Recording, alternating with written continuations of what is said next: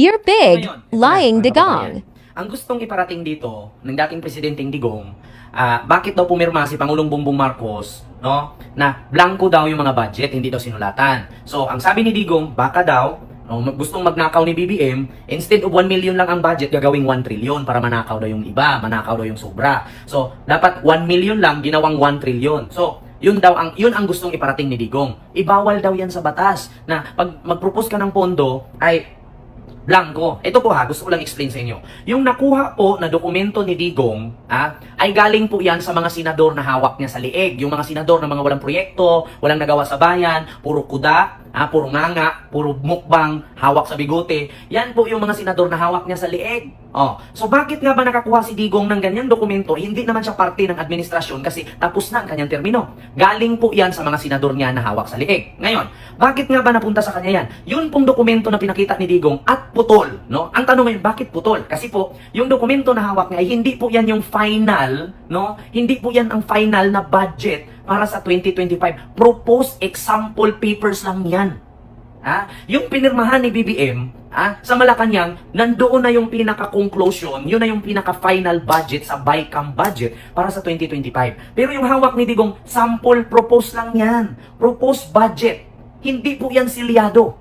No? So ngayon, yung mga DDS na tanga-tanga at mga uto-uto na naniniwala kay Digong, kawawa tayong mga Pilipino, dapat hindi na tayo magbayad ng tax kasi nanakawin lang pala ni BBM yung ating binayad na tax. Huwag po kayong tanga, mga inutil. Sana mamatay na kayo lahat mga DDS, ang bobobo ninyo. Yung pinakita ni Digong, paraan po yan para masira si BBM kasi wala na silang ibang pangbato kay BBM. Si Digong magaling sa estratehiya pagdating sa pagpipeke, pagpifake news, kasi gawain niya yan noon. Tingnan niyo si Laila de Lima nakulong kasi drug protector daw. Ending nakalaya kasi hindi naman pala totoo at binawi ng mga witness. Si Trillanes, ganun ang ginawa nila. Sabi niya si Trillanes daw nagbenta ng West Philippines. Si Ending, pati kuryente ng Pilipinas, binenta na ni Digong. Si Digong lang ang may karapatan magbenta kasi siya ang presidente at that time. Si Trillanes, senador lang po. So ganito ang estratehiya ni Digong para makabawi doon sa pagsabi ni BBM na sang-ayon siya na ma-impeach si Sara, ngunit the timing is poor. So, kinapos ng oras. So, kung hindi kinapos ng oras, mai-impeach talaga si Sara. So, ulitin ko po. Yang dokumento na pinakita ni Digong, yan lang po ay ang sample proposed budget, no? Na pinakita sa mga senador, congressman, kung sasang-ayunan ba.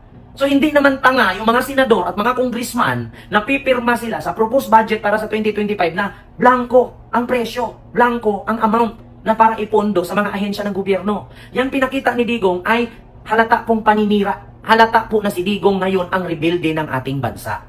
Yung pinakita niyang budget na yan na putol, proposed sample budget lang yan. Hindi pa yan inaprubahan. Matagal na yang hawak ni Digong noong October 2024 pa yan. Sample lang yan na budget.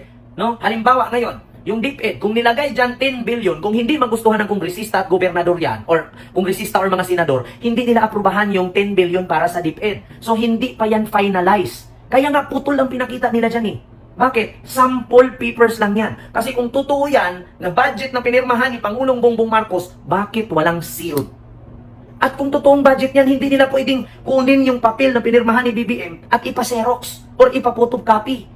Hindi nila pwedeng hawakan yun kasi merong official seal ng gobyerno yun. Hindi tanga si Bongbong Marcos na pipirma na blanco dyan at hindi tanga ang mga senador na hawak ni Digong sa liig at mga kongresista na pabor kay Digong na pipirma sila sa BICAM budget na 2025 na blanco dyan.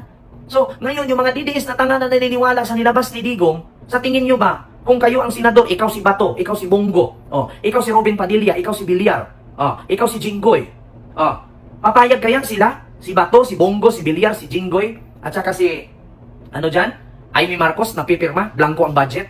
Ginawang tanga ni Digong ang mga DDS.